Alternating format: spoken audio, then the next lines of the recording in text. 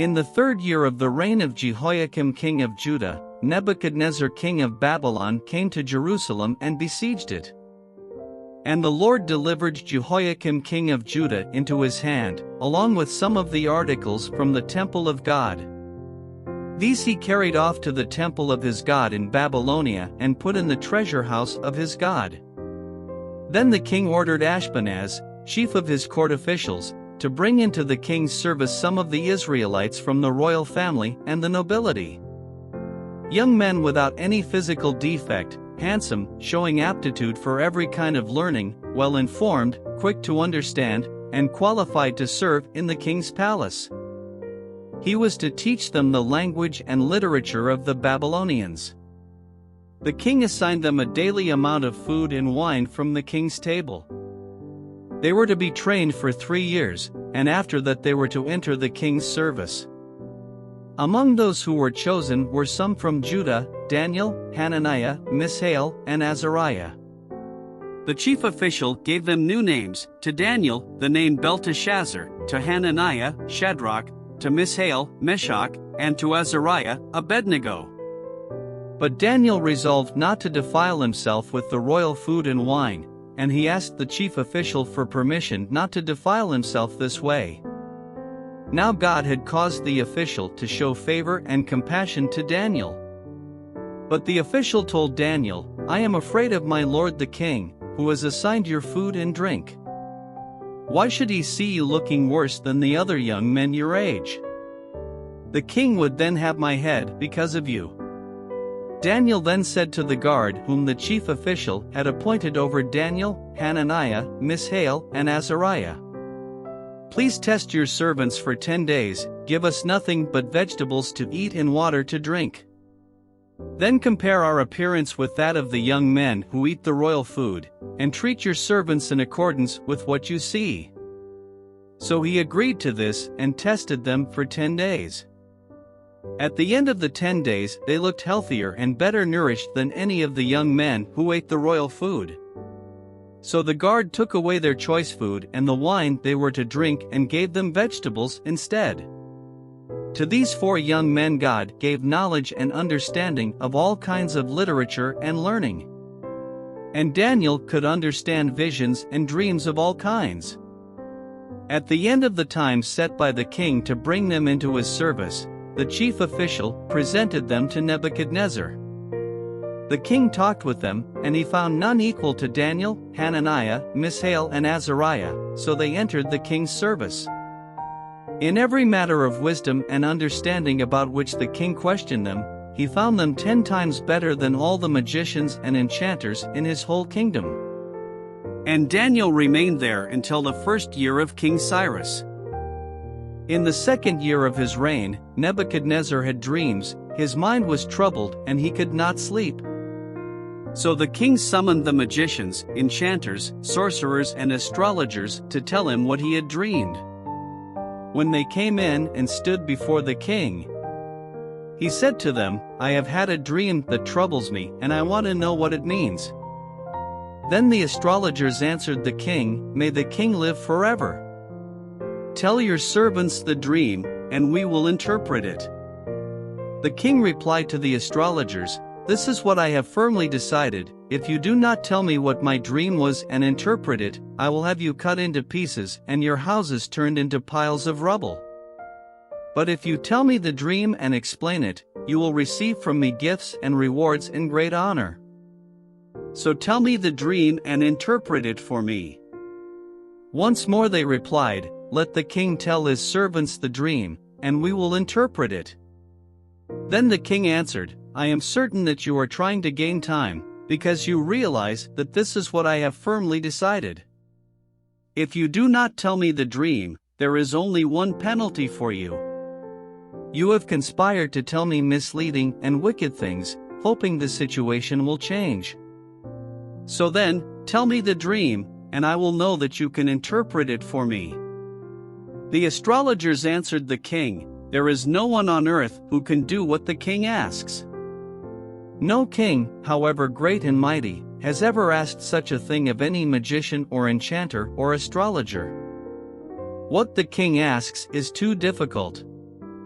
No one can reveal it to the king except the gods, and they do not live among humans." This made the king so angry and furious that he ordered the execution of all the wise men of Babylon. So the decree was issued to put the wise men to death, and men were sent to look for Daniel and his friends to put them to death. When Arioch, the commander of the king's guard, had gone out to put to death the wise men of Babylon, Daniel spoke to him with wisdom and tact. He asked the king's officer, "Why did the king issue such a harsh decree?" Arioch then explained the matter to Daniel. At this, Daniel went in to the king and asked for time, so that he might interpret the dream for him. Then Daniel returned to his house and explained the matter to his friends Hananiah, Mishael, and Azariah.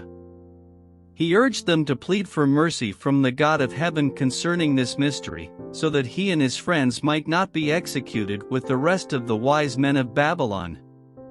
During the night the mystery was revealed to Daniel in a vision. Then Daniel praised the God of heaven and said, "Praise be to the name of God forever and ever, wisdom and power are his. He changes times and seasons, he deposes kings and raises up others. He gives wisdom to the wise and knowledge to the discerning. He reveals deep and hidden things, he knows what lies in darkness, and light dwells with him. I thank and praise you, God of my ancestors, you have given me wisdom and power, you have made known to me what we asked of you, you have made known to us the dream of the king." Then Daniel went to Arioch, whom the king had appointed to execute the wise men of Babylon, and said to him, "Do not execute the wise men of Babylon. Take me to the king, and I will interpret his dream for him." Arioch took Daniel to the king at once and said, "I have found a man among the exiles from Judah who can tell the king what his dream means." The king asked Daniel, also called Belshazzar, "Are you able to tell me what I saw in my dream and interpret it?" Daniel replied, "No wise man, enchanter, magician or diviner can explain to the king the mystery he is asked about. But there is a God in heaven who reveals mysteries. He has shown King Nebuchadnezzar what will happen in days to come. Your dream and the visions that passed through your mind as you were lying in bed are these. As your majesty was lying there, your mind turned to things to come, and the revealer of mysteries showed you what is going to happen. As for me, this mystery has been revealed to me, not because I have greater wisdom than anyone else alive, but so that your majesty may know the interpretation and that you may understand what went through your mind. Your majesty looked, and there before you stood a large statue, an enormous, dazzling statue, awesome in appearance.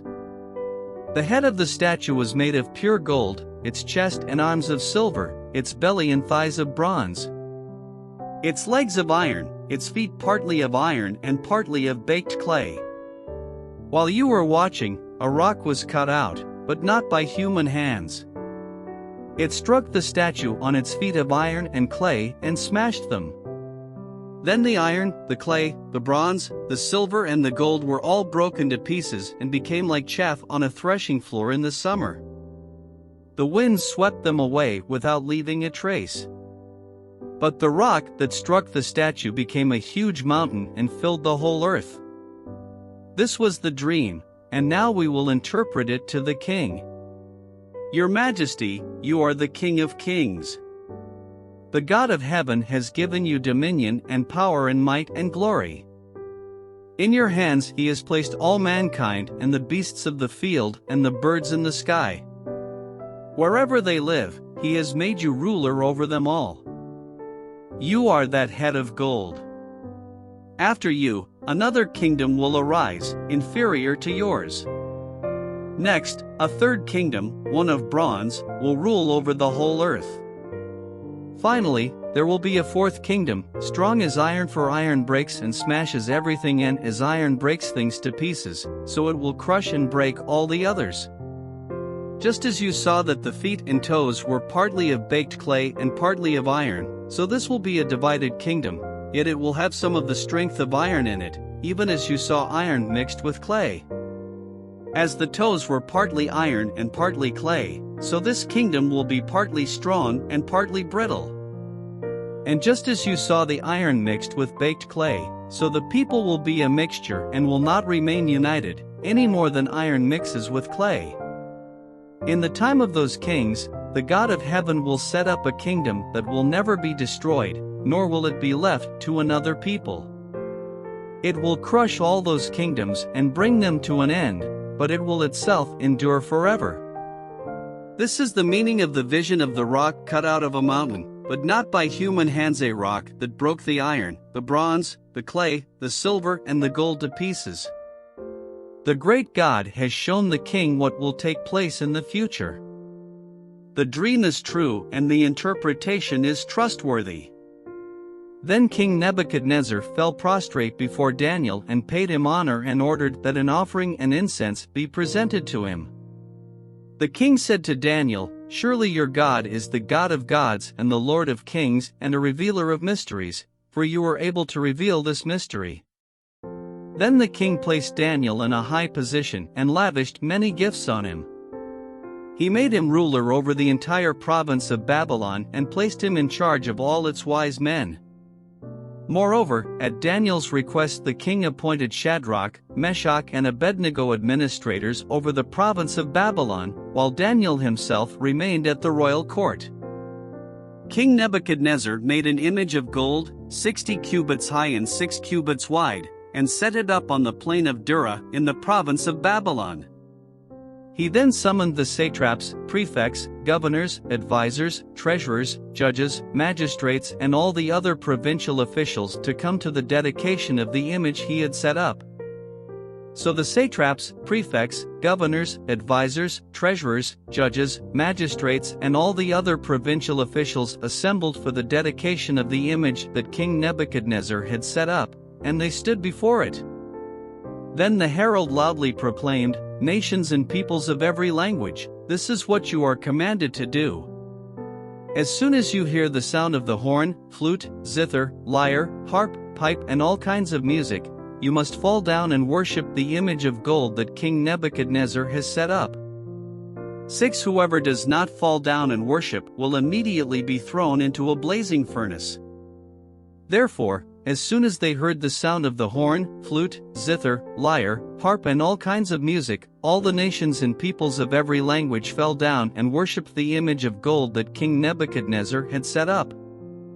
At this time some astrologers came forward and denounced the Jews. They said to King Nebuchadnezzar, "May the king live forever. Your Majesty has issued a decree that everyone who hears the sound of the horn, flute, zither, lyre, harp, pipe and all kinds of music must fall down and worship the image of gold. And that whoever does not fall down and worship will be thrown into a blazing furnace.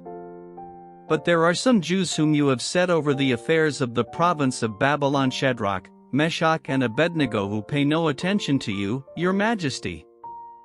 They neither serve your gods nor worship the image of gold you have set up." Furious with rage, Nebuchadnezzar summoned Shadrach, Meshach and Abednego. So these men were brought before the king. And Nebuchadnezzar said to them, "Is it true, Shadrach, Meshach and Abednego, that you do not serve my gods or worship the image of gold I have set up? Now when you hear the sound of the horn, flute, zither, lyre, harp, pipe and all kinds of music, if you are ready to fall down and worship the image I made, very good. But if you do not worship it, you will be thrown immediately into a blazing furnace. Then what God will be able to rescue you from my hand?"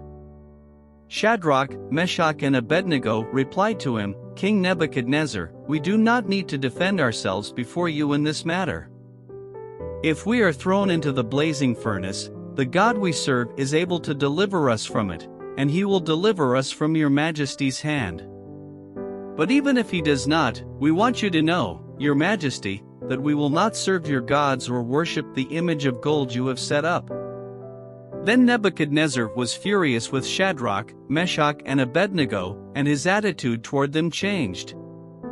He ordered the furnace heated 7 times hotter than usual, and commanded some of the strongest soldiers in his army to tie up Shadrach, Meshach and Abednego and throw them into the blazing furnace." So these men, wearing their robes, trousers, turbans and other clothes, were bound and thrown into the blazing furnace. The king's command was so urgent and the furnace so hot that the flames of the fire killed the soldiers who took up Shadrach, Meshach and Abednego. And these 3 men, firmly tied, fell into the blazing furnace. Then King Nebuchadnezzar leaped to his feet in amazement and asked his advisors, "Weren't there 3 men that we tied up and threw into the fire?" They replied, "Certainly, Your Majesty." He said, "Look. I see 4 men walking around in the fire, unbound and unharmed, and the 4th looks like a son of the gods."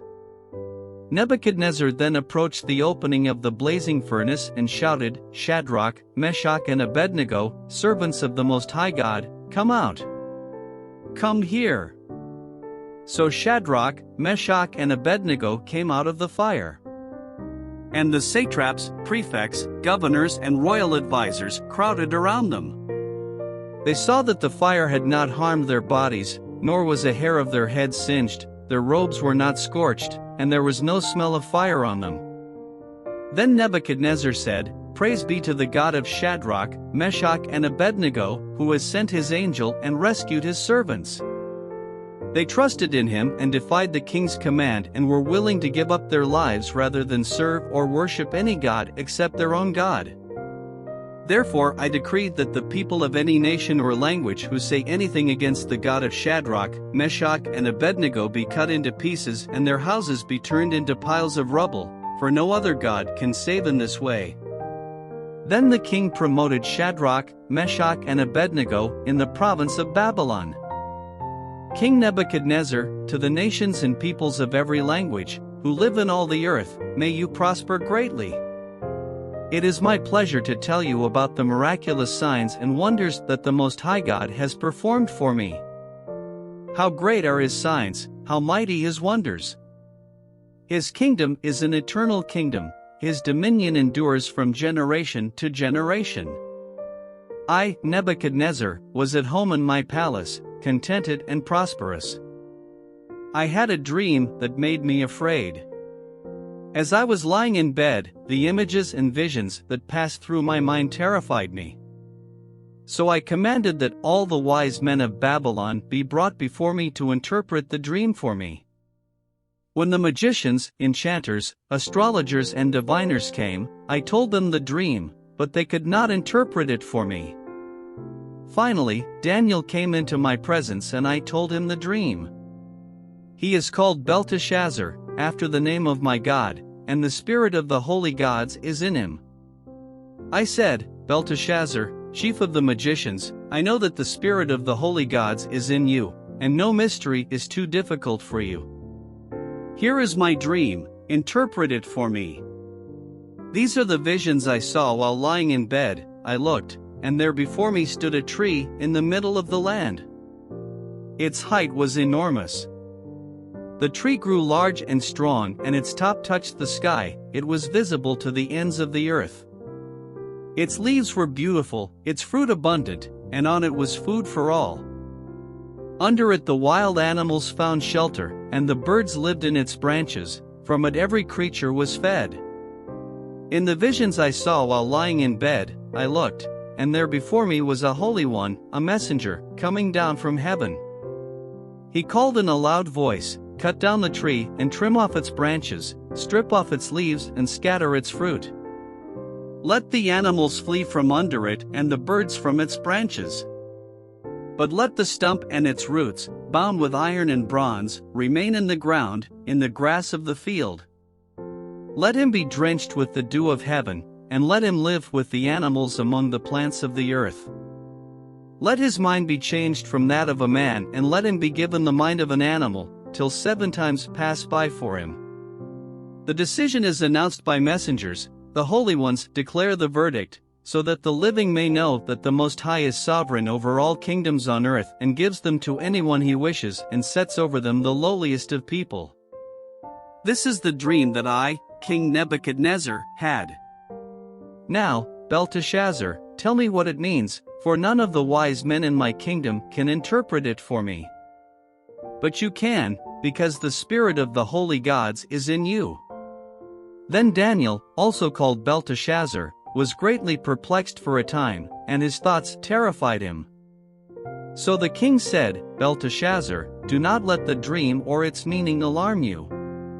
Belteshazzar answered, "My lord, if only the dream applied to your enemies and its meaning to your adversaries.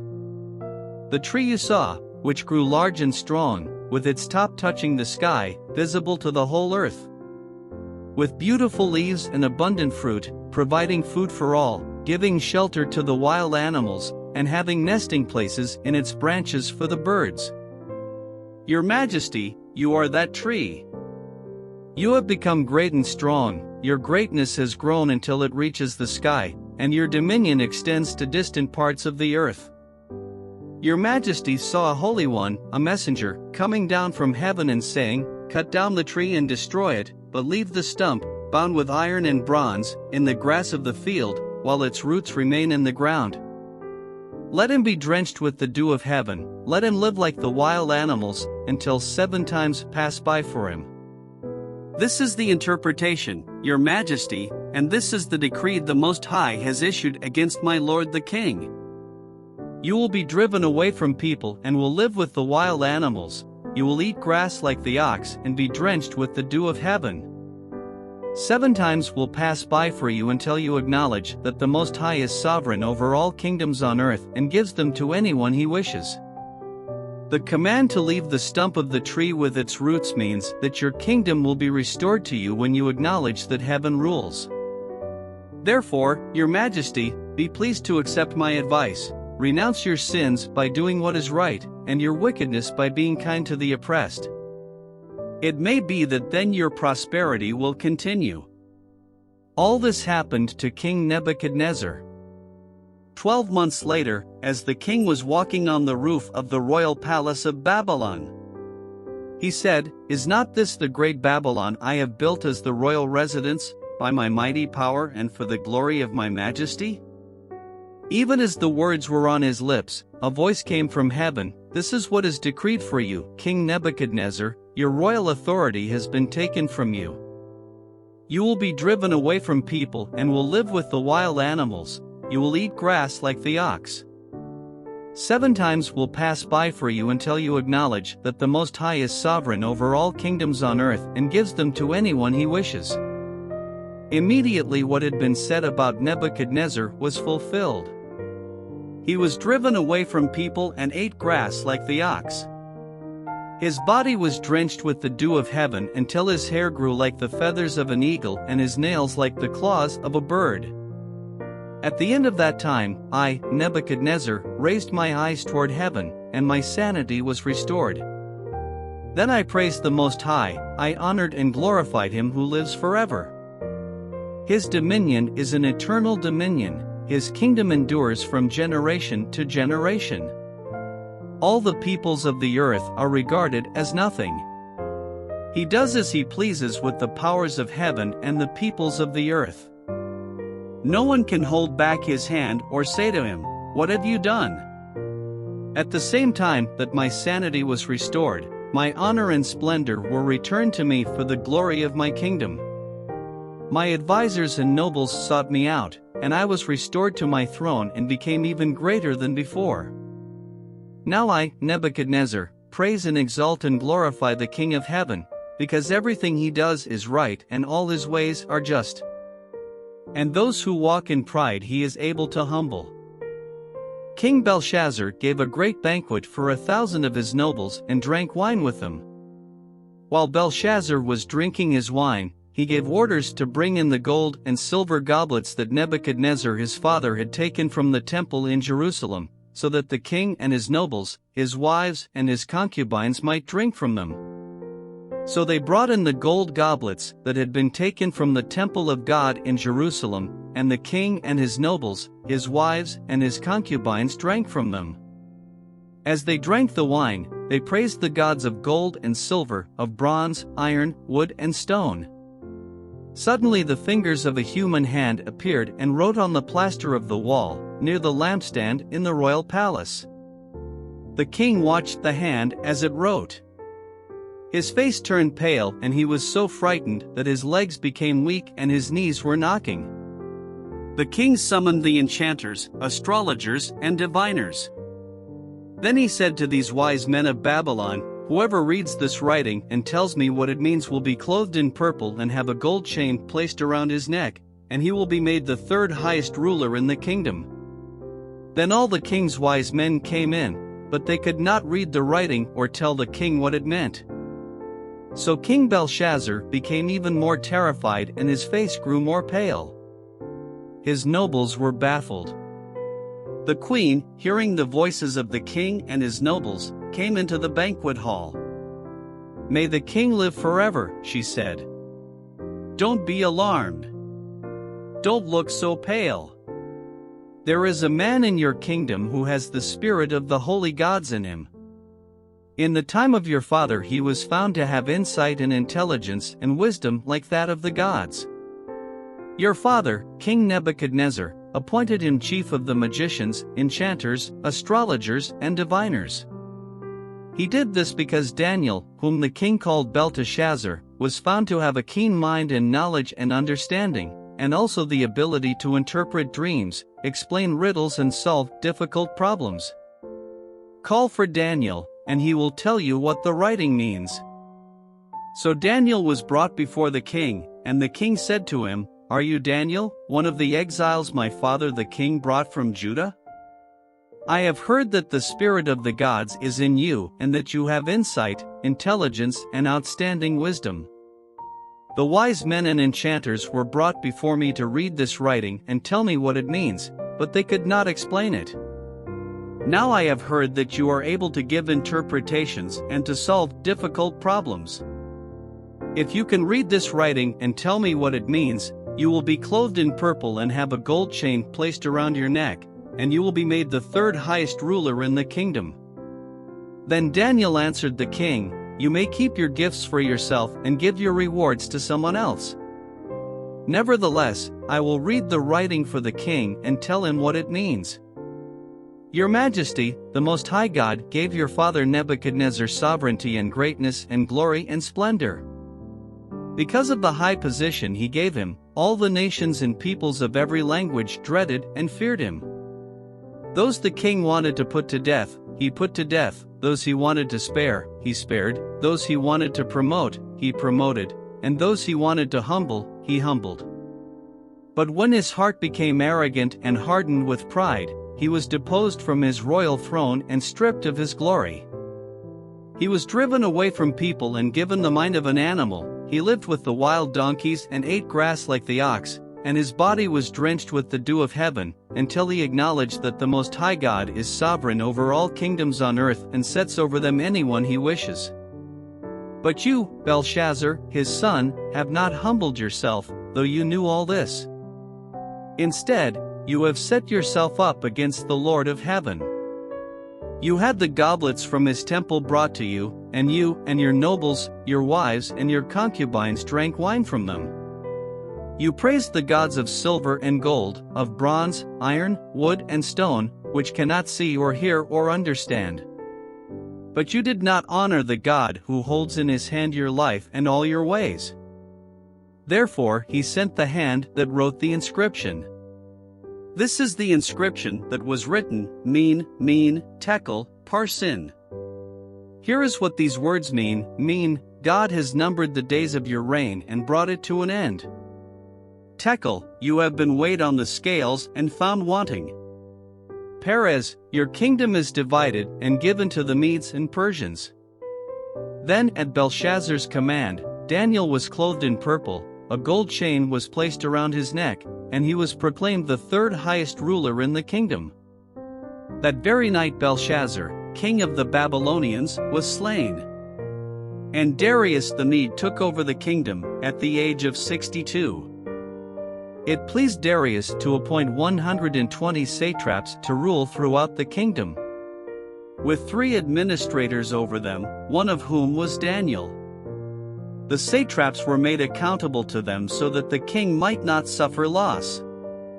Now Daniel so distinguished himself among the administrators and the satraps by his exceptional qualities that the king planned to set him over the whole kingdom.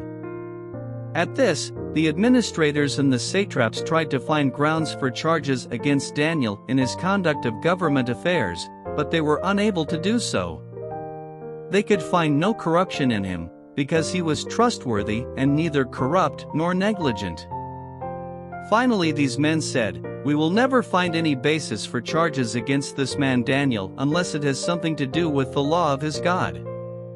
So these administrators and satraps went as a group to the king and said, "May King Darius live forever." The royal administrators, prefects, satraps, advisors and governors have all agreed that the king should issue an edict and enforce the decree that anyone who prays to any god or human being during the next 30 days, except to you, your majesty, shall be thrown into the lion's den.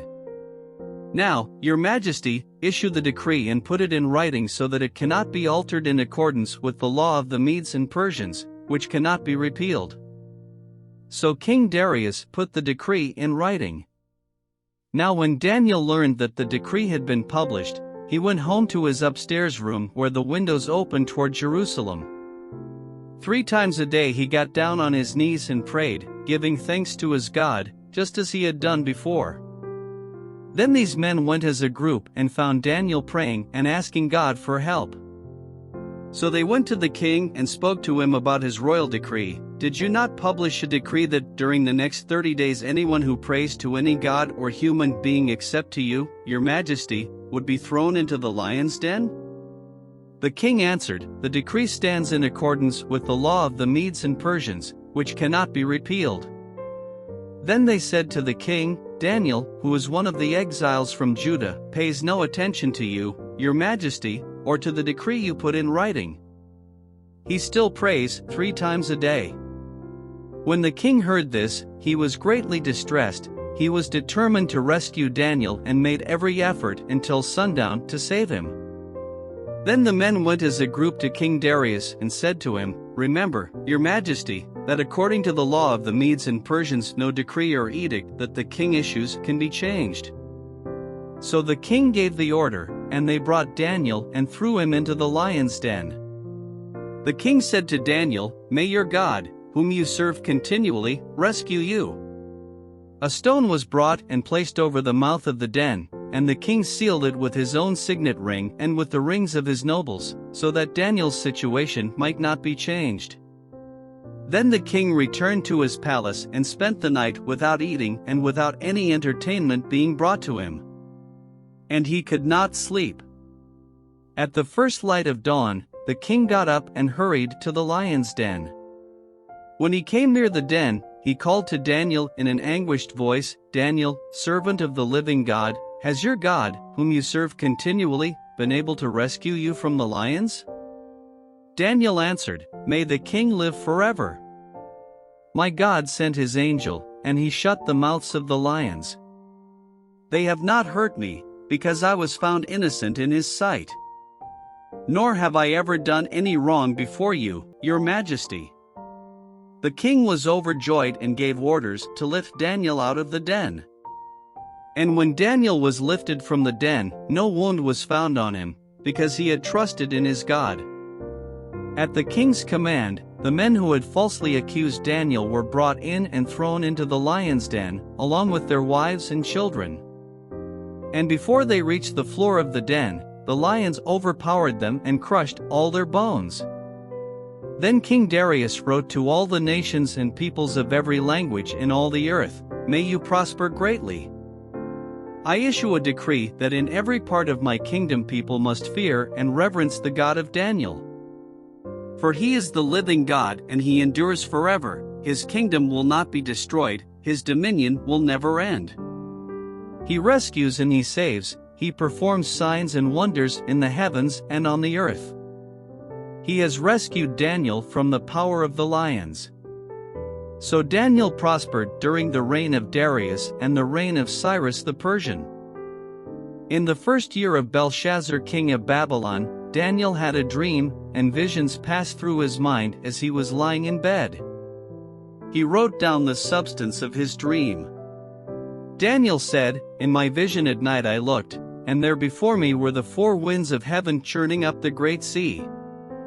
For great beasts, each different from the others, came up out of the sea. The first was like a lion, and it had the wings of an eagle. I watched until its wings were torn off and it was lifted from the ground so that it stood on 2 feet like a human being, and the mind of a human was given to it. And there before me was a second beast, which looked like a bear. It was raised up on one of its sides, and it had 3 ribs in its mouth between its teeth. It was told, 'Get up and eat your fill of flesh.' After that, I looked, and there before me was another beast, one that looked like a leopard. And on its back it had 4 wings like those of a bird. This beast had 4 heads, and it was given authority to rule. After that, in my vision at night I looked, and there before me was a 4th beast terrifying and frightening and very powerful. It had large iron teeth, it crushed and devoured its victims and trampled underfoot whatever was left. It was different from all the former beasts, and it had 10 horns. While I was thinking about the horns, there before me was another horn, a little one, which came up among them, and 3 of the first horns were uprooted before it. This horn had eyes like the eyes of a human being and a mouth that spoke boastfully. As I looked, thrones were set in place, and the Ancient of Days took his seat. His clothing was as white as snow, the hair of his head was white like wool. His throne was flaming with fire, and its wheels were all ablaze. A river of fire was flowing, coming out from before him. Thousands upon thousands attended him, 10,000 times 10,000 stood before him. The court was seated, and the books were opened. Then I continued to watch, because of the boastful words the horn was speaking. I kept looking until the beast was slain and its body destroyed and thrown into the blazing fire. The other beasts had been stripped of their authority, but were allowed to live for a period of time. In my vision at night I looked, and there before me was one like a son of man, coming with the clouds of heaven. He approached the Ancient of Days and was led into his presence. He was given authority, glory and sovereign power. All nations and peoples of every language worshipped him. His dominion is an everlasting dominion that will not pass away, and his kingdom is one that will never be destroyed. I, Daniel, was troubled in spirit, and the visions that passed through my mind disturbed me. I approached one of those standing there and asked him the meaning of all this. So he told me and gave me the interpretation of these things. The 4 great beasts are 4 kings that will rise from the earth. But the holy people of the Most High will receive the kingdom and will possess it forever, yes, forever and ever. Then I wanted to know the meaning of the 4th beast, which was different from all the others and most terrifying, with its iron teeth and bronze claws, the beast that crushed and devoured its victims and trampled underfoot whatever was left. I also wanted to know about the 10 horns on its head and about the other horn that came up, before which 3 of them fell, the horn that looked more imposing than the others and that had eyes and a mouth that spoke boastfully. As I watched, this horn was waging war against the holy people and defeating them, until the Ancient of Days came and pronounced judgment in favor of the holy people of the Most High, and the time came when they possessed the kingdom. He gave me this explanation: the 4th beast is a 4th kingdom that will appear on earth. It will be different from all the other kingdoms and will devour the whole earth, trampling it down and crushing it. The 10 horns are 10 kings who will come from this kingdom. After them another king will arise, different from the earlier ones. He will subdue 3 kings. He will speak against the Most High and oppress his holy people and try to change the set times and the laws. The holy people will be delivered into his hands for a time, times and half a time. But the court will sit, and his power will be taken away and completely destroyed forever. Then the sovereignty, power and greatness of all the kingdoms under heaven will be handed over to the holy people of the Most High. His kingdom will be an everlasting kingdom, and all rulers will worship and obey him. This is the end of the matter. I, Daniel, was deeply troubled by my thoughts, and my face turned pale, but I kept the matter to myself. In the 3rd year of King Belshazzar's reign, I, Daniel, had a vision, after the one that had already appeared to me. In my vision I saw myself in the citadel of Susa, in the province of Elam. In the vision I was beside the Ulai Canal. I looked up, and there before me was a ram with 2 horns, standing beside the canal, and the horns were long.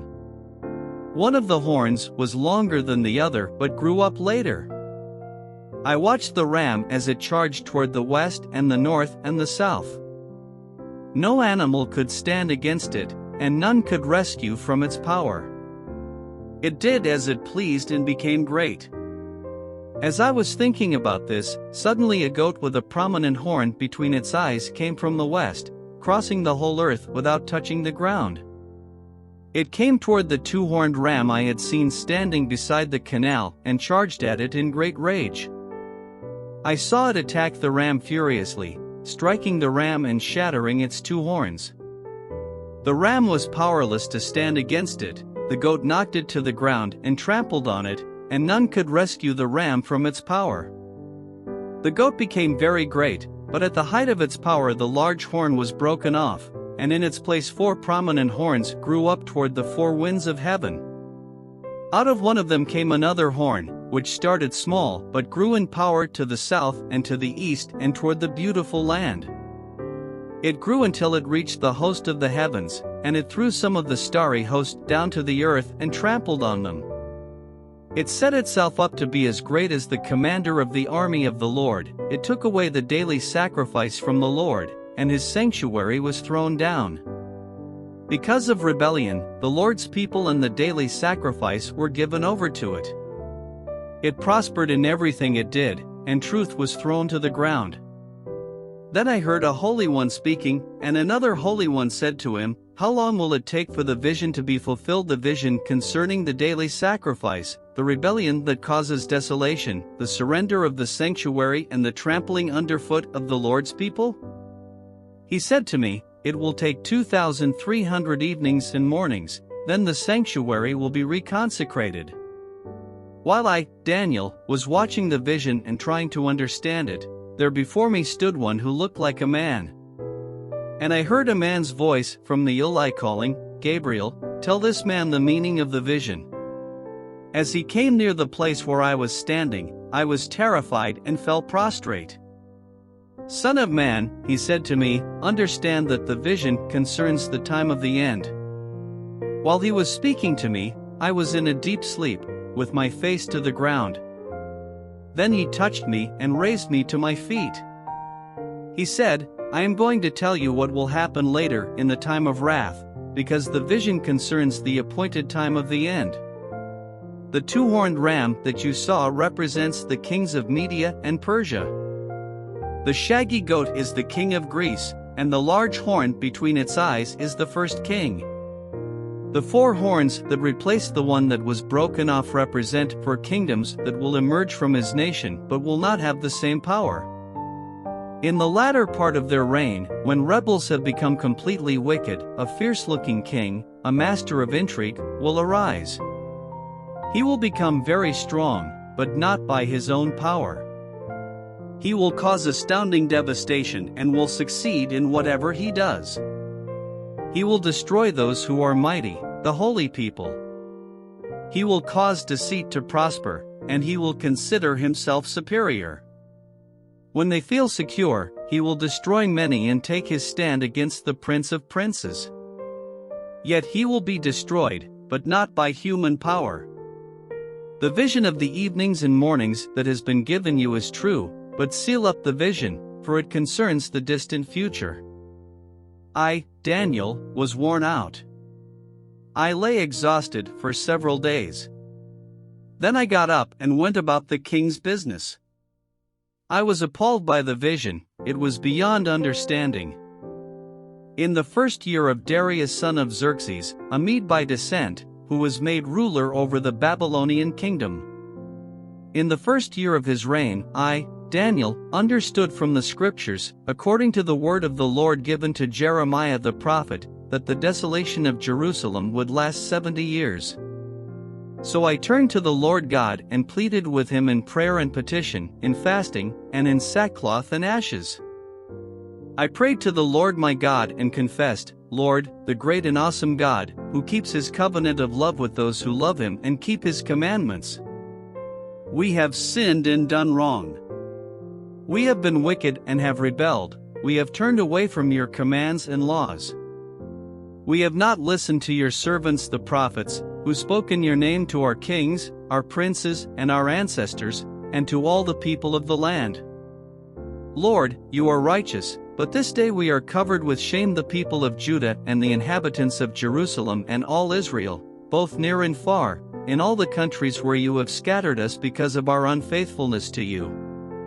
We and our kings, our princes, and our ancestors are covered with shame, Lord, because we have sinned against you. The Lord our God is merciful and forgiving, even though we have rebelled against him. We have not obeyed the Lord our God or kept the laws he gave us through his servants the prophets. All Israel has transgressed your law and turned away, refusing to obey you. Therefore the curses and sworn judgments written in the law of Moses, the servant of God, have been poured out on us, because we have sinned against you. You have fulfilled the words spoken against us and against our rulers by bringing on us great disaster. Under the whole heaven nothing has ever been done like what has been done to Jerusalem.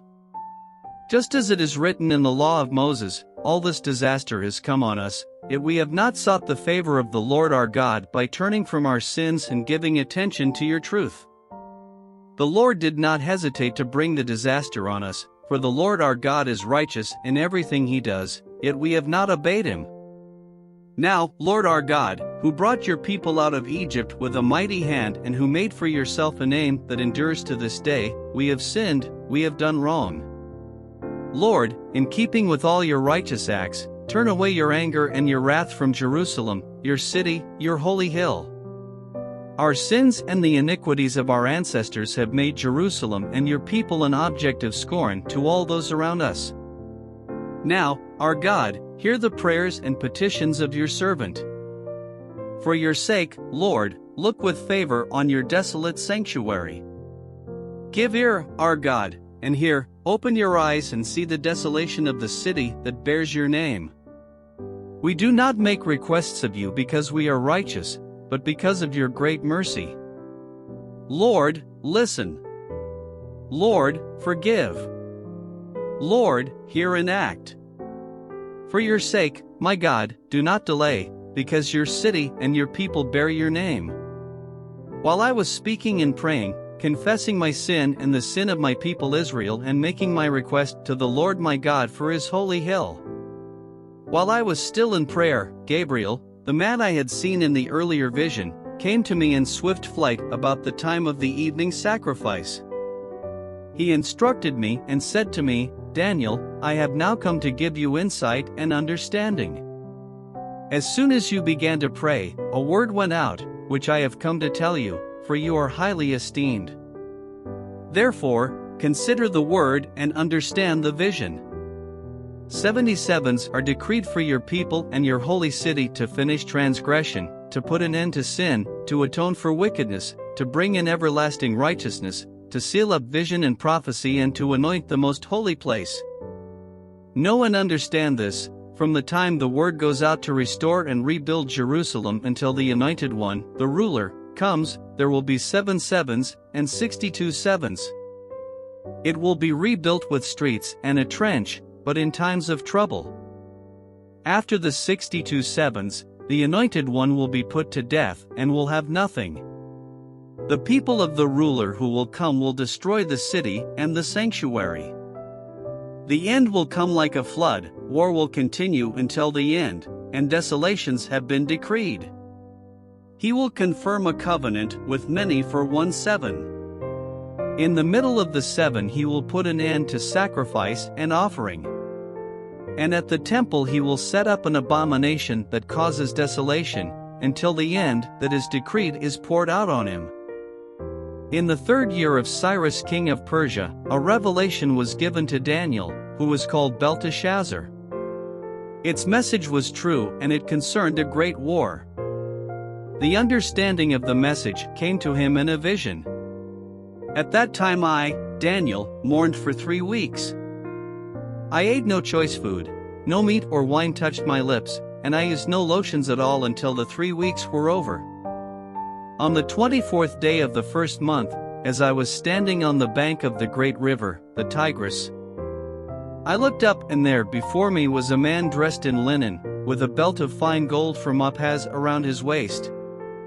His body was like topaz, his face like lightning, his eyes like flaming torches, his arms and legs like the gleam of burnished bronze, and his voice like the sound of a multitude.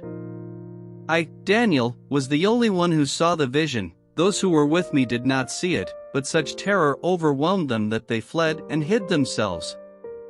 So I was left alone, gazing at this great vision. I had no strength left, my face turned deathly pale and I was helpless. Then I heard him speaking, and as I listened to him, I fell into a deep sleep, my face to the ground. A hand touched me and set me trembling on my hands and knees. He said, Daniel, you who are highly esteemed, consider carefully the words I am about to speak to you, and stand up, for I have now been sent to you. And when he said this to me, I stood up trembling. Then he continued, Do not be afraid, Daniel. Since the first day that you set your mind to gain understanding and to humble yourself before your God, your words were heard, and I have come in response to them. But the prince of the Persian kingdom resisted me 21 days. Then Michael, one of the chief princes, came to help me, because I was detained there with the king of Persia. Now I have come to explain to you what will happen to your people in the future, for the vision concerns a time yet to come. While he was saying this to me, I bowed with my face toward the ground and was speechless. Then one who looked like a man touched my lips, and I opened my mouth and began to speak. I said to the one standing before me, I am overcome with anguish because of the vision, my Lord, and I feel very weak. How can I, your servant, talk with you, my Lord? My strength is gone and I can hardly breathe. Again the one who looked like a man touched me and gave me strength. Do not be afraid, you who are highly esteemed, he said. Peace. Be strong now, be strong. When he spoke to me, I was strengthened and said, Speak, my Lord, since you have given me strength. So he said, Do you know why I have come to you? Soon I will return to fight against the prince of Persia, and when I go, the prince of Greece will come. But first I will tell you what is written in the book of truth. No one supports me against them except Michael, your prince. And in the 1st year of Darius the Mede, I took my stand to support and protect him. Now then, I tell you the truth, 3 more kings will arise in Persia, and then a 4th, who will be far richer than all the others. When he has gained power by his wealth, he will stir up everyone against the kingdom of Greece. Then a mighty king will arise, who will rule with great power and do as he pleases. After he has arisen, his empire will be broken up and parceled out toward the 4 winds of heaven. It will not go to his descendants, nor will it have the power he exercised, because his empire will be uprooted and given to others. The king of the south will become strong, but one of his commanders will become even stronger than he and will rule his own kingdom with great power. After some years, they will become allies. The daughter of the king of the south will go to the king of the north to make an alliance, but she will not retain her power, and he and his power will not last. In those days she will be betrayed, together with her royal escort and her father and the one who supported her. One from her family line will arise to take her place. He will attack the forces of the king of the north and enter his fortress. He will fight against them and be victorious. He will also seize their gods, their metal images and their valuable articles of silver and gold and carry them off to Egypt. For some years he will leave the king of the north alone. Then the king of the north will invade the realm of the king of the south, but will retreat to his own country. His sons will prepare for war and assemble a great army, which will sweep on like an irresistible flood and carry the battle as far as his fortress. Then the king of the south will march out in a rage and fight against the king of the north, who will raise a large army, but it will be defeated. When the army is carried off, the king of the south will be filled with pride and will slaughter many thousands, yet he will not remain triumphant. For the king of the north will muster another army, larger than the first, and after several years, he will advance with a huge army fully equipped.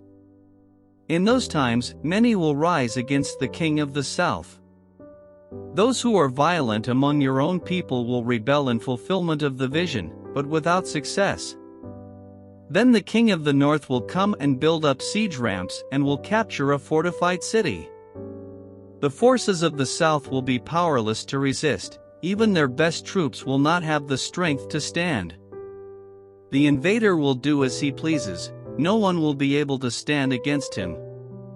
He will establish himself in the beautiful land and will have the power to destroy it. He will determine to come with the might of his entire kingdom and will make an alliance with the king of the south. And he will give him a daughter in marriage in order to overthrow the kingdom, but his plans will not succeed or help him. Then he will turn his attention to the coastlands and will take many of them, but a commander will put an end to his insolence and will turn his insolence back on him. After this, he will turn back toward the fortresses of his own country but will stumble and fall, to be seen no more. His successor will send out a tax collector to maintain the royal splendor. In a few years, however, he will be destroyed, yet not in anger or in battle. He will be succeeded by a contemptible person who has not been given the honor of royalty. He will invade the kingdom when its people feel secure, and he will seize it through intrigue. Then an overwhelming army will be swept away before him, both it and a prince of the covenant will be destroyed. 23 After coming to an agreement with him, he will act deceitfully, and with only a few people he will rise to power.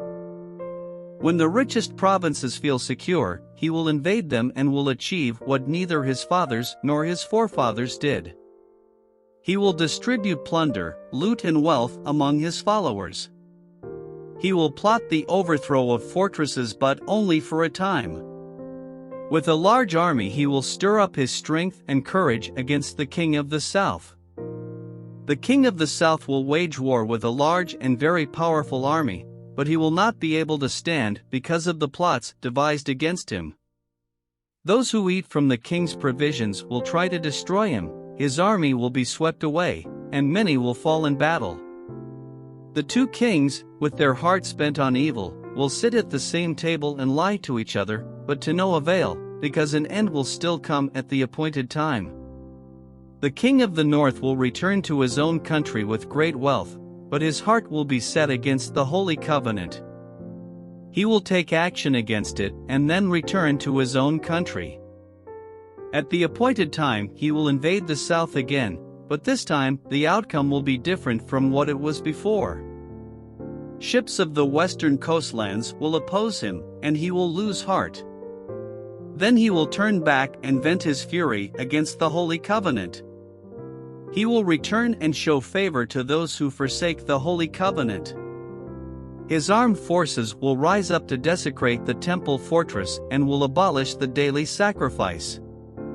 Then they will set up the abomination that causes desolation. With flattery he will corrupt those who have violated the covenant, but the people who know their God will firmly resist him. Those who are wise will instruct many, though for a time they will fall by the sword or be burned or captured or plundered. When they fall, they will receive a little help, and many who are not sincere will join them. Some of the wise will stumble, so that they may be refined, purified and made spotless until the time of the end, for it will still come at the appointed time. the king will do as he pleases. He will exalt and magnify himself above every god and will say unheard of things against the God of gods. He will be successful until the time of wrath is completed, for what has been determined must take place. He will show no regard for the gods of his ancestors or for the one desired by women, nor will he regard any god, but will exalt himself above them all. Instead of them, he will honor a god of fortresses, a god unknown to his ancestors he will honor with gold and silver, with precious stones and costly gifts. He will attack the mightiest fortresses with the help of a foreign god and will greatly honor those who acknowledge him. He will make them rulers over many people and will distribute the land at a price. At the time of the end the king of the south will engage him in battle, and the king of the north will storm out against him with chariots and cavalry and a great fleet of ships. He will invade many countries and sweep through them like a flood. He will also invade the beautiful land. Many countries will fall, but Edom, Moab and the leaders of Ammon will be delivered from his hand. He will extend his power over many countries, Egypt will not escape. He will gain control of the treasures of gold and silver and all the riches of Egypt, with the Libyans and Cushites in submission. But reports from the east and the north will alarm him, and he will set out in a great rage to destroy and annihilate many. He will pitch his royal tents between the seas at the beautiful holy mountain. Yet he will come to his end, and no one will help him. At that time Michael, the great prince who protects your people, will arise. There will be a time of distress such as has not happened from the beginning of nations until then. But at that time your people, everyone whose name is found written in the book, will be delivered. Multitudes who sleep in the dust of the earth will awake, some to everlasting life, others to shame and everlasting contempt. Those who are wise will shine like the brightness of the heavens, and those who lead many to righteousness, like the stars forever and ever. But you, Daniel, roll up and seal the words of the scroll until the time of the end. Many will go here and there to increase knowledge. Then I, Daniel, looked, and there before me stood two others, one on this bank of the river and one on the opposite bank. One of them said to the man clothed in linen, who was above the waters of the river, "How long will it be before these astonishing things are fulfilled?" The man clothed in linen, who was above the waters of the river, lifted his right hand and his left hand toward heaven, and I heard him swear by him who lives forever, saying, "It will be for a time, times and half a time. When the power of the holy people has been finally broken, all these things will be completed." I heard, but I did not understand. So I asked, "My Lord, what will the outcome of all this be?" He replied, "Go your way, Daniel, because the words are rolled up and sealed until the time of the end. Many will be purified, made spotless and refined, but the wicked will continue to be wicked. None of the wicked will understand, but those who are wise will understand. From the time that the daily sacrifice is abolished and the abomination that causes desolation is set up, there will be 1,290 days. Blessed is the one who waits for and reaches the end of the 1,335 days. As for you, go your way till the end. You will rest, and then at the end of the days you will rise to receive your allotted inheritance.